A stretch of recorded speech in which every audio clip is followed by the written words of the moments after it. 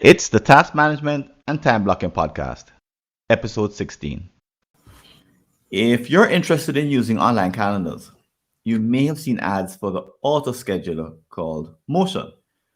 You've probably wondered what it might be like to use it for yourself, but you don't have the time or the bandwidth for a proper test. In this episode with Dr. Melanie Wilson, we share the results of our actual first-hand tests with you. We both have spent years using auto schedulers. We were kind of like early adopters. So we have a few insights you won't hear elsewhere. Tune in to find out what we discovered, and you could save a little bit of time, stress, and even money. Welcome to the Task Management and Time Blocking Podcast.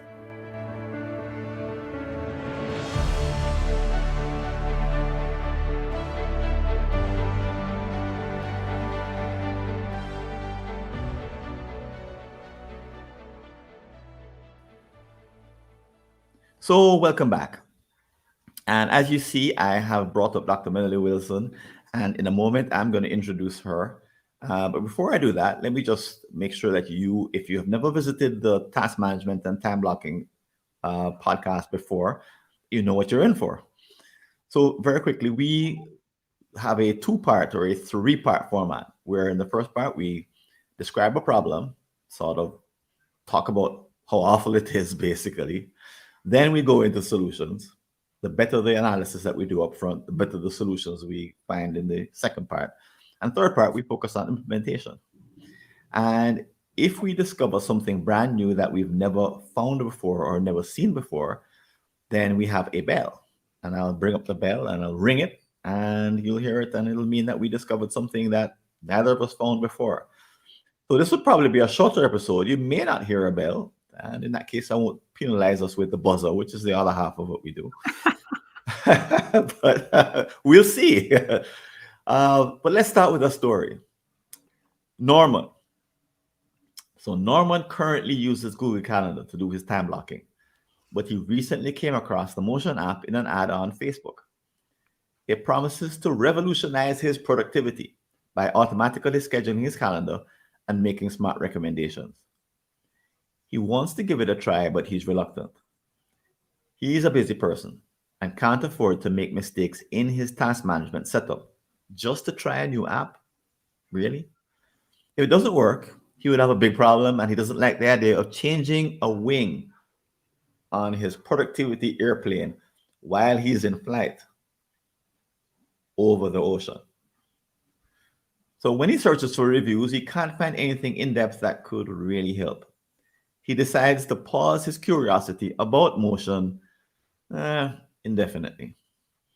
But, is that a long-term solution? No. He can't stay stuck in one place forever using the exact same setup. There ought to be more guidance in making this kind of decision that isn't just a sales pitch or a superficial summary. The kind of guidance that would give him an idea of whether or not to try the app or not. So, Dr. Melanie Wilson is a clinical psychologist turned homeschooling mother of six. She publishes the homeschool curriculum, Grammar Galaxy, and is the author of A Year of Living Productively. Melanie, welcome to the podcast. Well, thank you so much for having me. I love your intro story.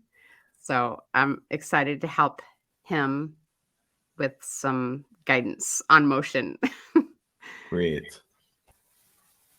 But he's not alone, Melanie, is he, Mr. Norman? He is like many people, because a lot of us have seen the ads, right? They're now following me around because being curious, I clicked on a bunch of them, and I'm now, Google or Facebook or LinkedIn or somebody thinks I'm the best possible prospect for Motion. I guess I am. Have you seen the ads as well? Yes, for sure. It's all the time. And one of the things that I really struggle with, I always have in many areas of my life, is I'll make a decision about something. And then when it keeps getting presented to me, I think, oh, I should take another look at that. So that kind of sets up our conversation about it. Oh, the algorithms love you. Right. Well, I guess Yes. they love me too. This is here I am. And some of the ads were, they were provocative, right? They were like Mhm. saying, are you still stuck in using to-do lists? Are you listening to gurus who are telling you to use to-do lists when you shouldn't? It was as if they'd heard our podcasts or conversations in the past and said, let's go after those guys. Mhm. Because guys, in case you haven't, in case you didn't know and you're listening to this podcast, Melanie and I did a two-part series back in 2018. Am I right? I think so. It's boy, long before COVID, but we Yes. analyzed six of the auto schedulers that we could find at the time. I think we found six. One was kind of on its way out, but the landscape has changed so much, and we'll talk about that in a separate podcast.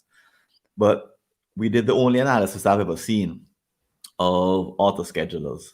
And in case you don't know what an auto scheduler is, you don't know what they do, let me just give you a quick briefing. The auto scheduler puts an invisible hand into your calendar and moves the flexible tasks around. It preserves the appointments. Mhm. So, for example, Melanie and I are in an appointment right now that's in our calendars. The auto scheduler would ignore the appointment that you have with someone else, but it would move all the other tasks around in an effort to optimize your calendar with the click of a button. So technology has been around since at least the late 90s with a few prototypes. And motion, I think as we speak, is the very latest entry. Is that accurate? Did everything? I think so. I haven't seen anything else. Okay. So motion is and they're not only the most accurate, but they're the by far the most aggressive in terms of advertisements. I agree with that.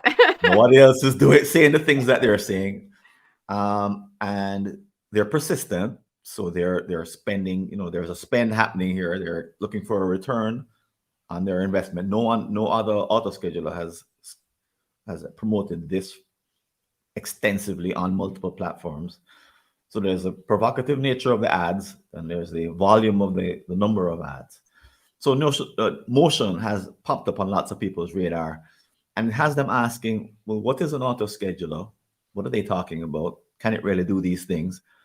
And the answer is yes, right? Yeah, it can. It's not going to do it perfectly, but yes, it can do what it promises to do. Right. So it's not false advertising or anything like that. It really is doing what it promises it can do. Mhm. But let's talk about the challenge of, if you've seen the ads or not, you're hearing us talk about motion, and you're asking, isn't there an easy way to kind of test this thing out? And let's say that that's kind of the villain of this whole episode, because there'll always be an app that presents itself to you, and you will have to make a decision as to whether or not to test it or not.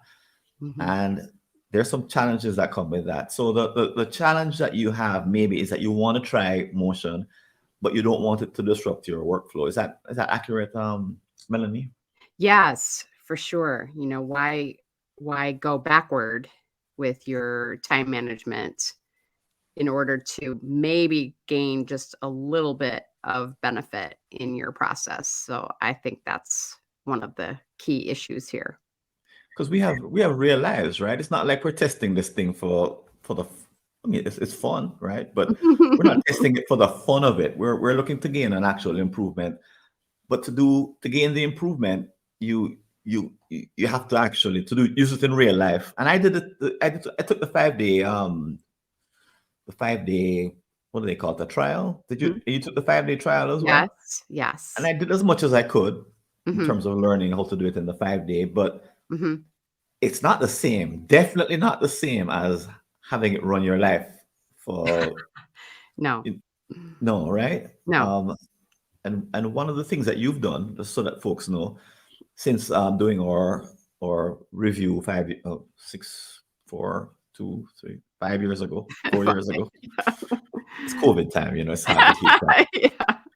Is that you're no longer using an auto scheduler? So what are you using?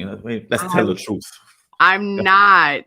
I am using Amazing Marvin, and I would say it actually makes so much sense that I'm using Amazing Marvin because that particular task management platform allows you to keep all of your tasks in one place, but then change your strategy whenever you feel like it. And as you know, for a year of living productively, I tested so many different strategies. And as you were saying at the beginning, is really challenging to take all of your tasks and move them from platform to platform and get them set up to be usable.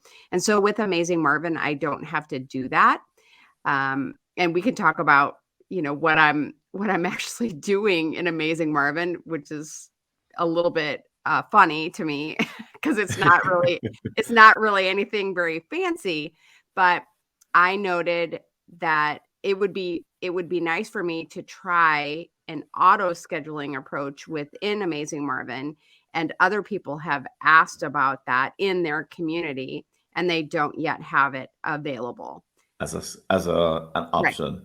The way An Motion option. does. So, to Motion's Mhm. credit, they've found the latest technology and they've implemented it and they're offering it to us. And the two of us tested it, and I tested it as someone who uses SkedPal. Mhm. And so Melanie is the one who introduced me to SkedPal. So she got me to use it. Mhm. Very thankfully, I'm really grateful to her. She introduced me to the world of auto scheduling, and she has regressed. She's Okay, backslidden now. since then, and she's given up the gospel. She's Oh, boy.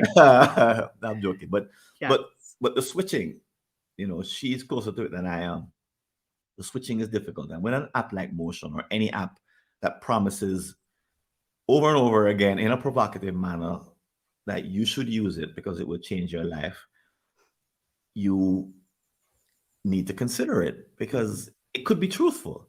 Mhm. So Motion, you could be a little bit frustrated because you don't really know, do I test this thing out? Do I go the full Monty? Do I do like Melanie did? Do I move all my tasks from one app to another just to test to see if it works in real time, only to find out after a series of mishaps that I made a mistake?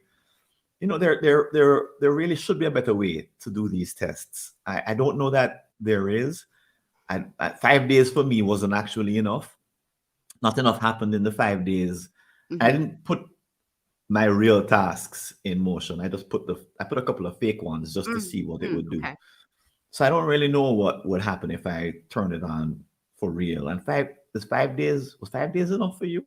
For me, it was like, Um, I would say yes, but that's because I have very specific parameters of what I want okay. in a task manager, and spoiler alert, it didn't have those for me, and so it was easy. It was easy for me to figure that out in a shorter period of time.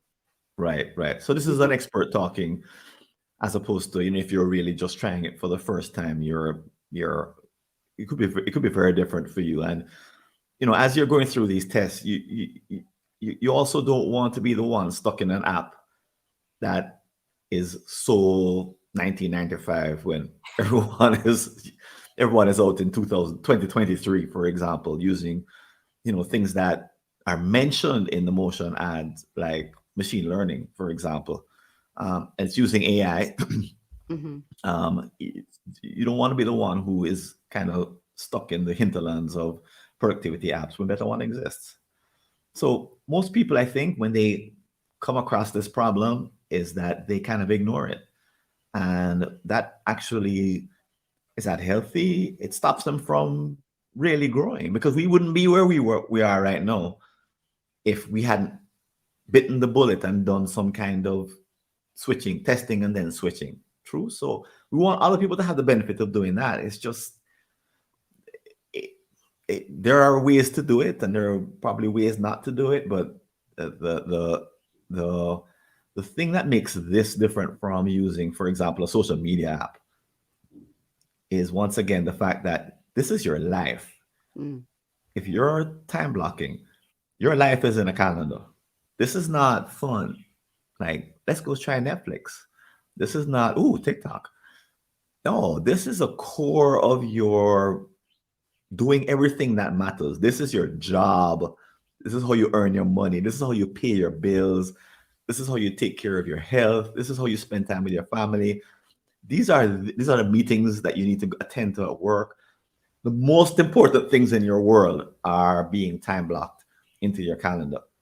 And when an app comes along and starts to get your interest, you got to take it seriously as to whether or not you're going to try it or not. Is that accurate in your experience, Melanie? Definitely. Yeah. Yeah. It's not just you know, a recreational Oh, journey. Uh, you're messing around with if you do a real test, and I used real tasks in my test of motion, then it can be serious. You don't want to drop the ball. You don't want to miss things that are really, really important for you to do. right, right. So we'll talk about, ultimately we're looking for a way to test an auto scheduler, because let's keep it narrow and see if an auto scheduler, what's the best way to try one out, because there'll be a motion 2.0 and there'll be another thing 1.0 that comes along.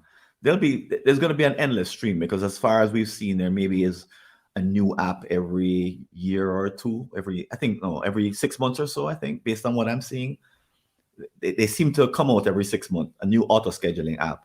And, if you're someone who is into this kind of level of productivity, it's worth paying attention to.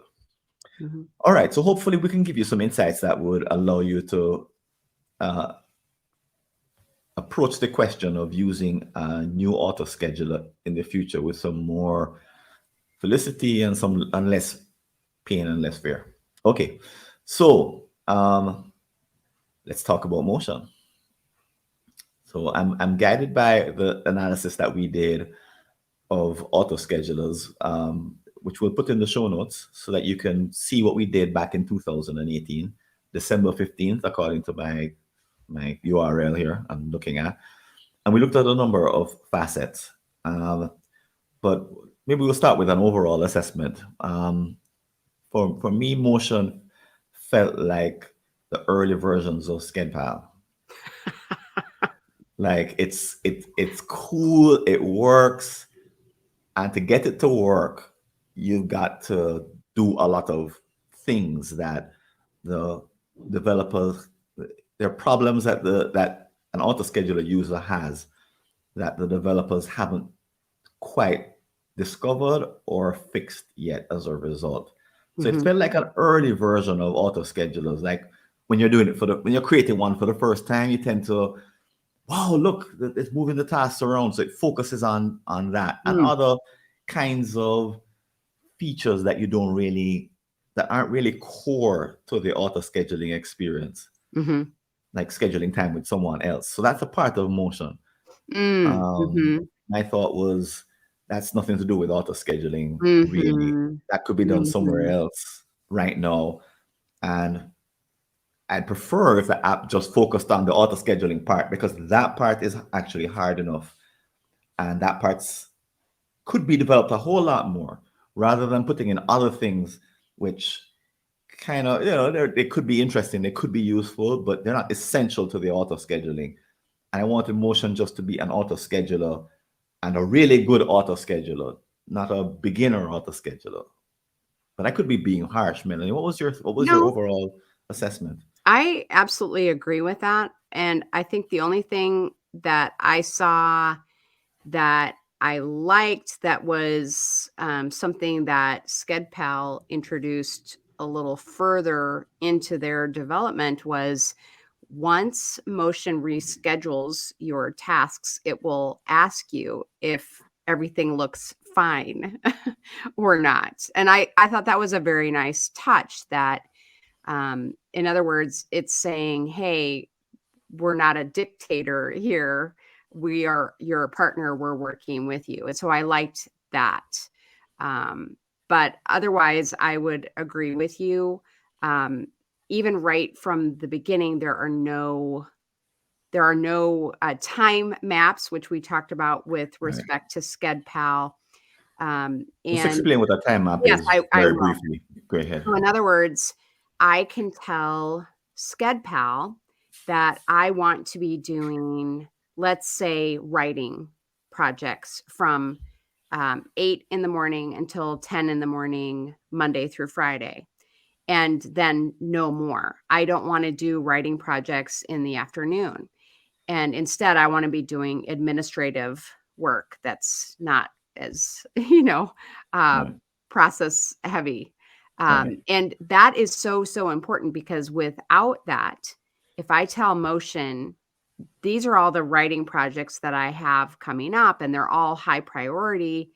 And maybe there's like a moderate deadline, and we can talk about how it does that as well. But it could absolutely have me writing 8 hours a day because Right. it doesn't know that, there are certain kinds of tasks that I want, to be time boxed, to have limits around, and SkedPal allows you to indicate that. Right.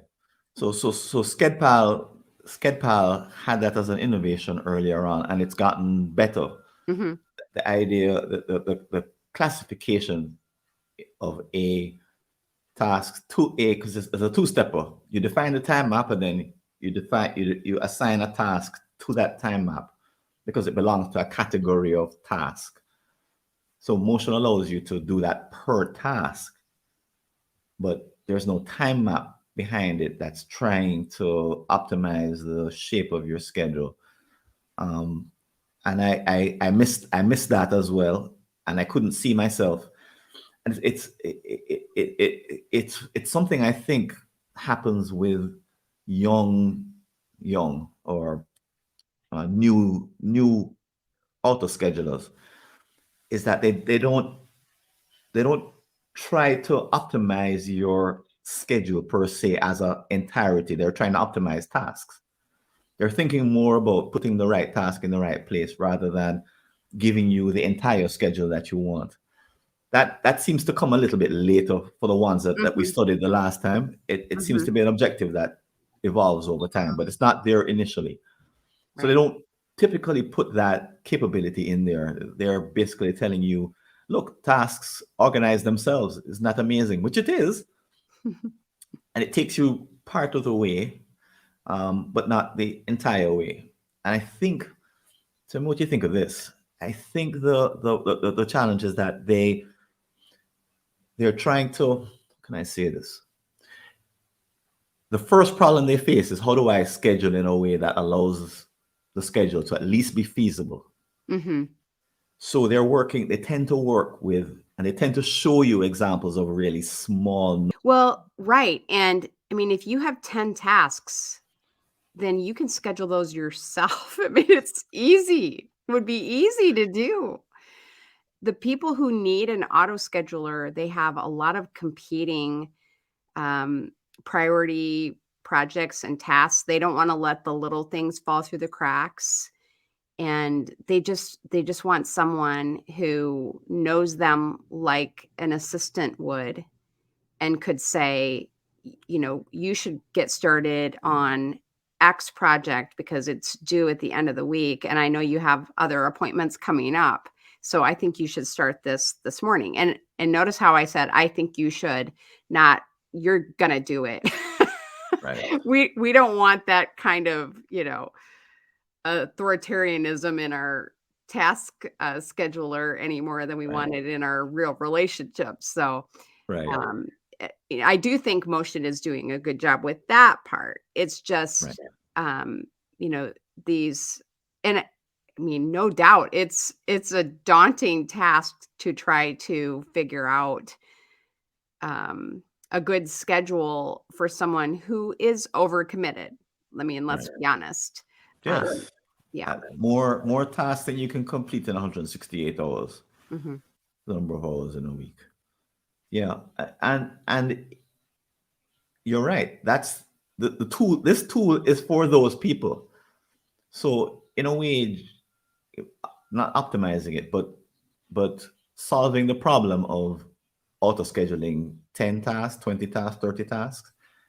It's a whole different world than managing 200. Mm-hmm. And one of the things I noticed in Motion is that they don't really give you a way to manage a list of 200. Right. And in fact, SkedPal didn't do that. This is why I made the quip about this being like SkedPal Junior Mm-hmm. or SkedPal Mm-hmm. in the past. Yeah, SkedPal didn't have it either. You Mm-hmm. had to schedule everything into the calendar with a way of motion. But SkedPal evolved into a blend of a task manager, which is a database or list, and the calendar. And now you move tasks in between the two at will. It gives you a place to park tasks indefinitely if you want, and not necessarily schedule all of them. Mm-hmm. And Motion doesn't have that. And I think it's on the same learning curve that SkedPal is, because Uh-huh. SkedPal wasn't there in the beginning. They Mm-hmm. discovered that, hold on, scheduling everything doesn't make sense. So, and by the way, I just so that everyone knows, I'm mentioning SkedPal because that's the auto schedule I've always used. But I also have a tiny share in SkedPal. So in case you're thinking, this guy, yeah, I do have, and it's on my website. I just wanted to declare that every time I say SkedPal, you should be like, huh. Melanie has no shares, however. but but But anyway, I'm SkedPal had to improve itself. yes, but I am a huge fan. If just honestly, I frequently consider going back to an auto scheduler, and SkedPal is the one that I would choose still after Okay. testing motions. So So we'll I'm we'll a talk fan. about that in the podcast that we do to update Right. the Right. your Yes. waning fandom. Yes. Yes. Well, yes. You don't know. Um, but so motions, it felt like it's at the beginning of a learning curve. Mhm. Mhm. And so the promises that you read in the ads sounded to me a bit bombastic. What you had? Is that a nice Yes. unkind For word? It was sure. like For they sure. were like in your 25%. face. 25% Yeah. improve of your tasks won't No. get throwing statistics around that. For those Mhm. of us who are using auto schedulers, I think it's a tiny market. We tend Mm. to have tried everything else. We know a thing or two because we've been around the block. And when we hear these ads, and we know we've read these numbers for years. So the numbers aren't new Mhm. and the claims aren't new. We kind of filter them and say, yeah, well, I've heard that for 10 years. Or I've heard that for 5 years. And this is I don't know if this is a criticism of the way motion has rolled itself out, but it seemed to have bypassed or leapfrogged in its thinking, or just dismissed or didn't think about the precise nature of the people who use auto schedulers, the auto schedulers that were already in the market, to see, okay, why are they using these features and not others? Mhm. Why did they abandon this approach and not that one? What happened to the companies that were auto scheduling in 2018 that no longer exist, or they no longer have an app? Mhm. What are they grappling with? What are the people grappling with? What are the app developers grappling with? Motion has a feel like they just came out of left field and didn't do that kind of analysis. And when I read the language in the ads, it's not really pitched to people who are senior productivity enthusiasts. Right. It's pitched to the general person in the general audience, Right. generic person, a novice. And Mhm. that novice is going to be like the novices of all the programs that ever pitched. But I think there's something to learn from those who have been using these for a while. What do you? I don't know. Should have given Absolutely. us. Should have called us before they launched and said, "Hey, what do you think, Melanie? Am I being like? It's just like an ego thing, you know?"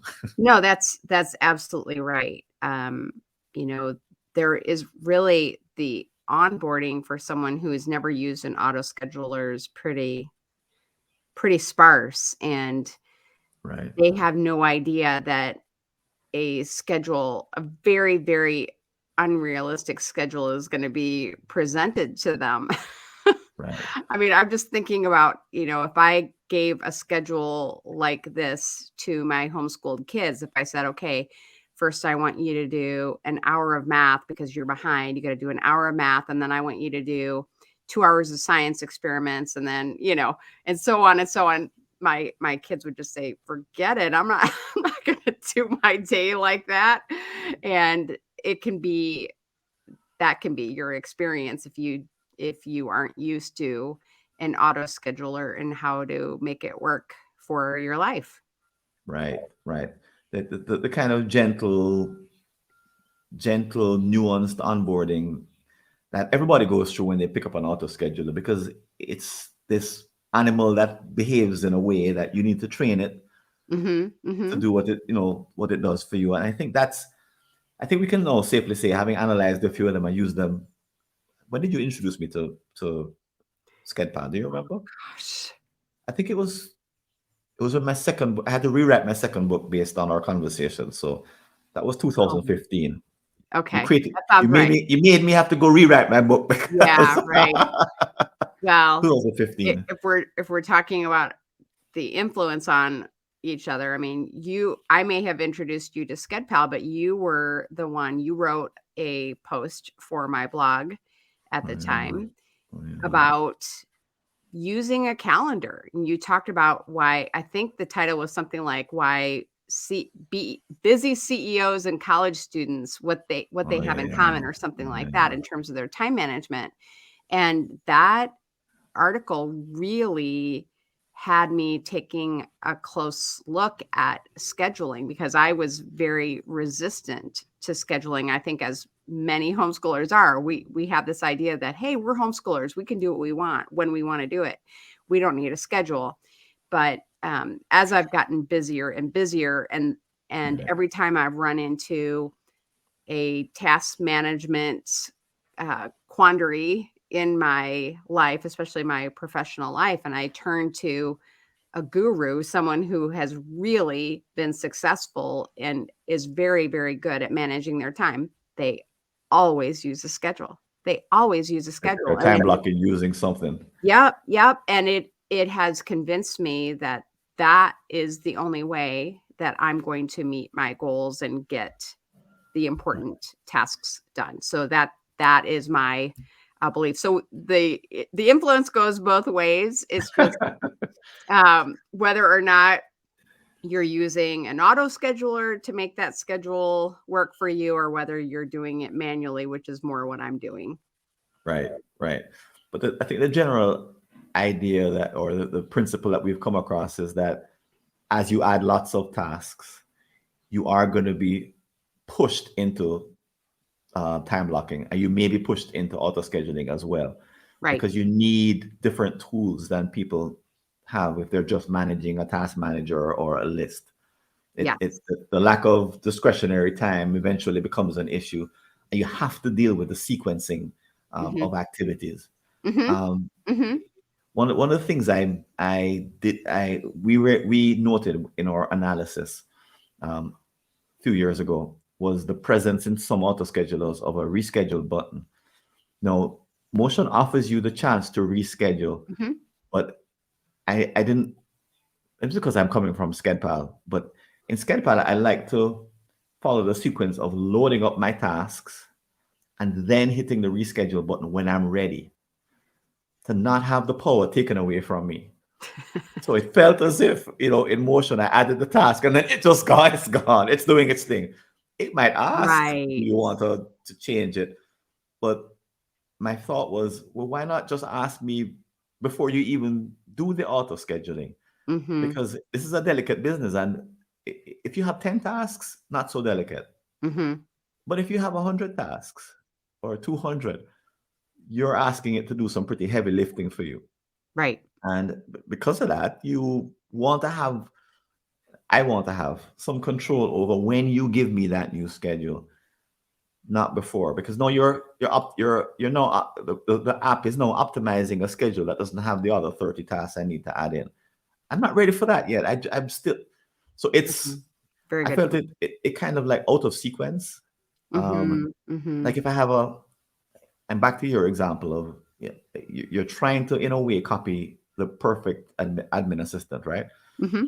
So if I told my admin assistant, okay, I need to have lunch with Bob, I need to work on the paper that's due tomorrow, I need to do some research, and then she cut you off and said, okay, well, you should do this and do that. Do that. I said, well, no, I'm not finished yet. Hold on. I also have to. So she's cutting you off and telling you what you need to do before you've told her everything. It's like, it's weird, right? That yeah. But this business of if you're not if the app isn't mimicking something Mhm. happening in real life, like a real admin assistant, Mhm. like the example I always give is of Jeb Bartlett from The West Wing and Mrs. Landingham, his secretary, and she was the perfect secretary, and she would tell him what to do, when to do it, and she would organize his schedule. He didn't have to Mhm. think about. She was his auto scheduler. Right. That we're trying to mimic Mhm. a real life relationship with a human being, probably. Mhm. Um, but it seems as if the app, and this is a criticism of all of the auto schedulers for me, the graphical user interface is not really built to mimic a real life relationship.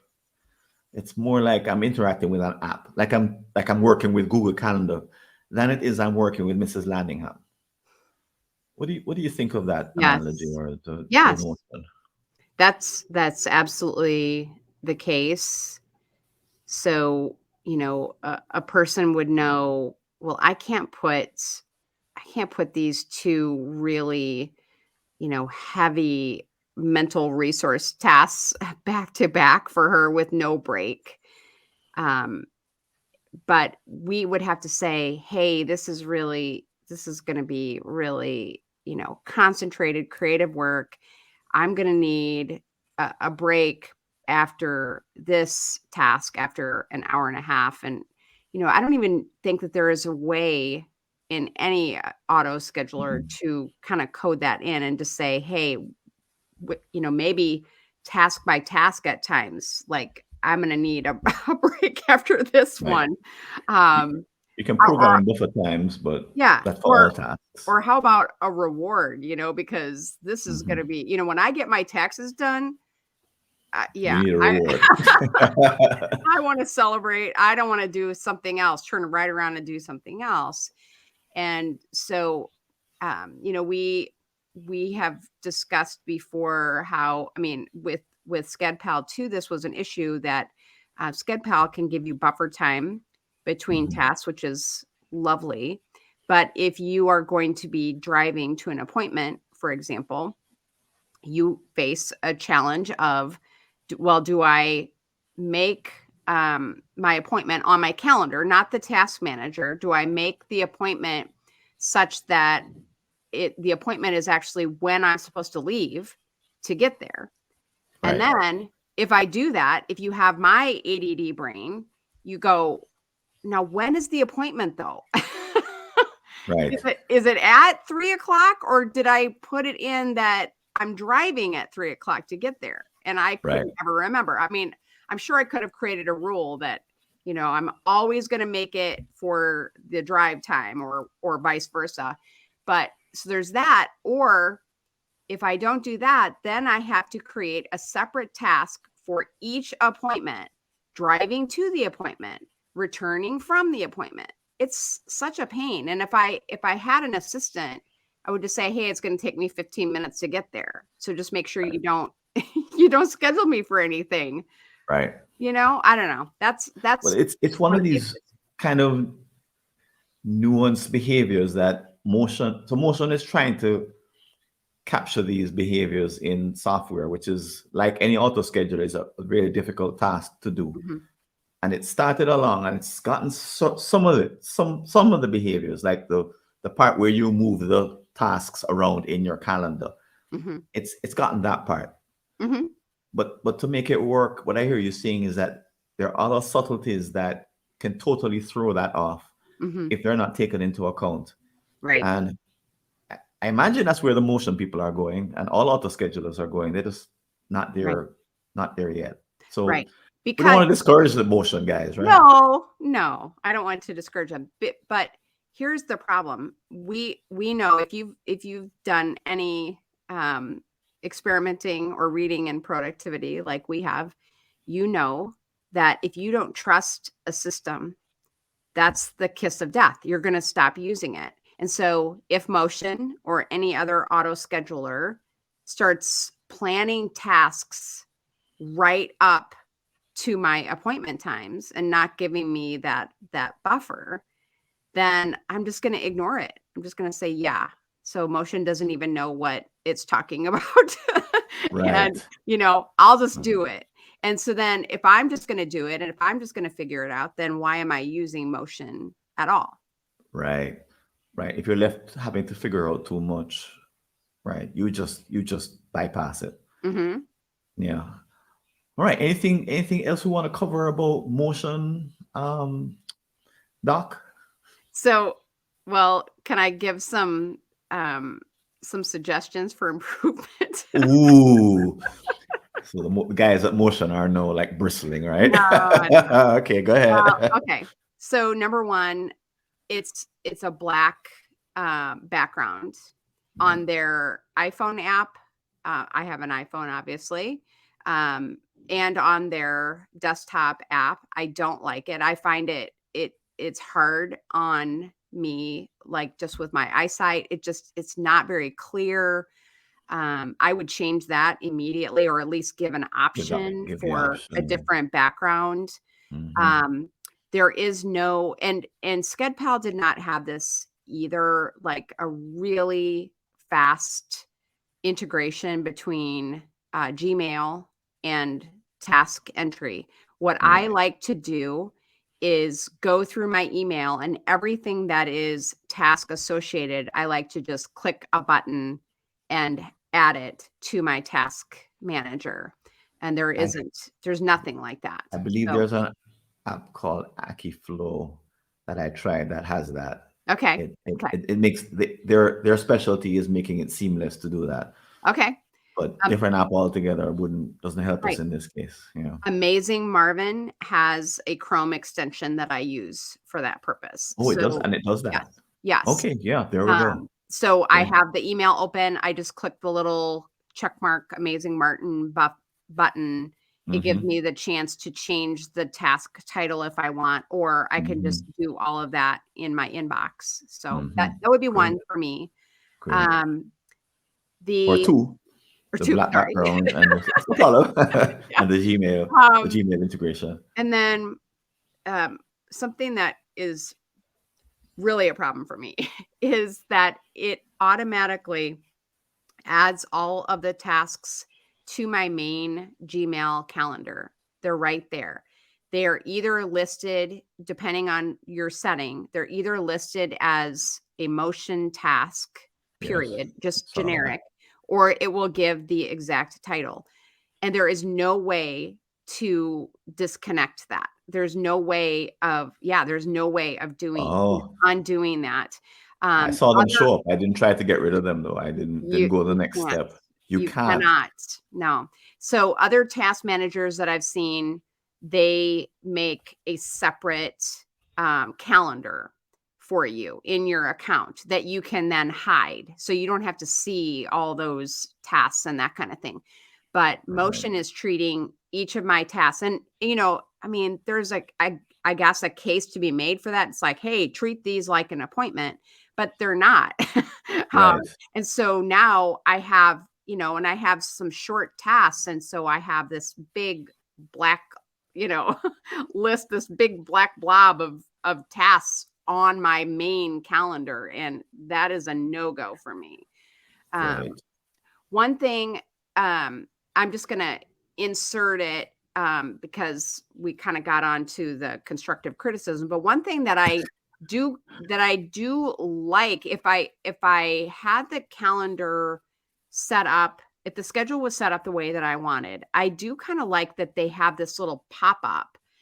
It's a focus banner, I think they call it, and it makes a little pop sound that pops up on your desktop, and it says what you're working on. I thought that was a nice touch. Oh. I haven't been able to figure out how to turn it off. It's a notification that It says I'm is. working on this. Okay. Yeah, but that would be kind of nice. It would be like having your assistant pop in and say, "Hey, your next appointment is coming in 30 minutes. You should review your notes for that or whatever." Okay. So And that is a do plus you have, and a minus. right. Does motion have to be running in the background for that to does the tab have to be running Uh, motion for it no. to Okay, Which so is you're trying to get rid of it. also a little alarming. Like, how do I turn this off now? All I right. So don't know. you need someone from Um, Motion to send you an email and say my trial is up, but I'm getting pop-ups anyway. And will this be auto scheduling no, forever? I know. So those are some things, besides what we've also talked about in a more generic sense that I Right. would really encourage them to work on. And I completely agree with you that I would not have this whole scheduling piece. And by scheduling, sorry, it gets confusing. And even in the app, it gets a little bit confusing because it will say schedule or scheduling. And you're wondering, well, okay, is that like I'm scheduling my tasks? And no, that means meetings, where you give an appointment calendar, that kind of thing. I would take that piece out completely. Right. And not have another app do that Yep. because it's tough to try to be great at both. Mm-hmm. And if you're going to be an auto schedule, be an auto schedule. If you're going to be a calendar app for managing meetings like Calendly, or I use once Hub, I think I use, then do that. Mhm, But mhm. doing both in the same space they're both big problems, big challenges, and to try to solve them together. Right. Our advice is, be a fish or a fall, but not a fish fall. Okay. Awful analogy. Yeah. The other feature I wanted to see was task dependency, Mm, which you do need to have real project scheduling, mm, mhm, and then to prioritize between projects, program management, basically. But like I said, my relationship to Motion, my conclusion is that it's an early auto scheduler based on the ones that we've looked at, and that will eventually. That's not something you see in an early version. Something you see mhm, later on. mhm. So I think our net is, guys at Motion, if you're listening, keep innovating. And if you're not using Motion and you're thinking about using it, we believe it has promise. Um, I don't know that I saw any feature that's worth adopting it for, given the market of auto schedulers and the maturity of other Mhm. apps. So to my mind, it doesn't displace any of the others. It's an early version of a few of the others, and it's one to watch, Mhm. but Right. I think it has a way to go. Is that a I do fair too. assessment? Yes, and it doesn't have a beta price point either. It It came has in, it came in with a full product. right, It's probably the most expensive auto scheduler out there. right. And Again, so as if the others don't really exist, as if we yeah, don't, we didn't right, bother, we didn't bother to check what the market is doing. right. We're just pricing at a premium point, which Mhm. is, this is not a marketing show, but as a user, it's like, oh, no.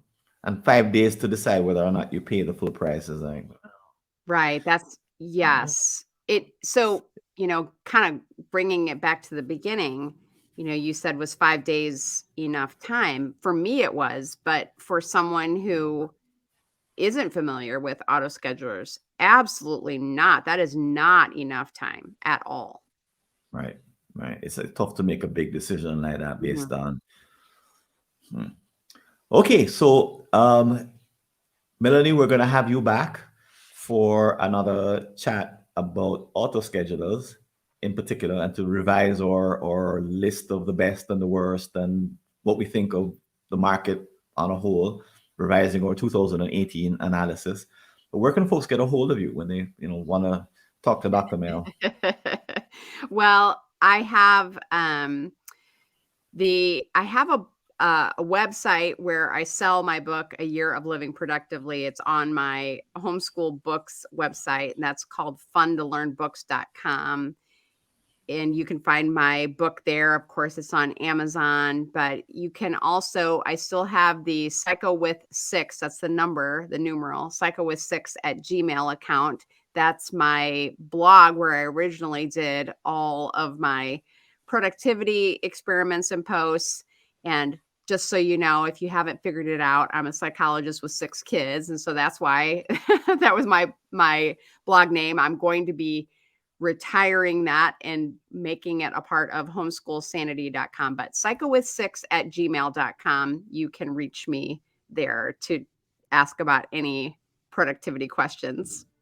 Great, great. So, folks, reach out to Melanie and keep listening. There's some information I want to share with you about our next podcast coming up in just a moment, and some other information you may find useful. Keep listening.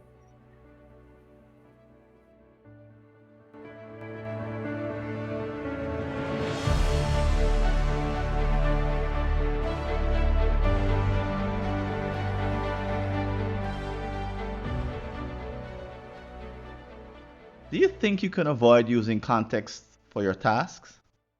Think again. You've tried using context for your tasks in the past, perhaps following the advice of getting things done, GTD. The idea was a sound one, and they made a positive contribution. But as time went on, the technique seemed to lose its potency. Question is, why? And did this experience imply that you needed to stop using them altogether?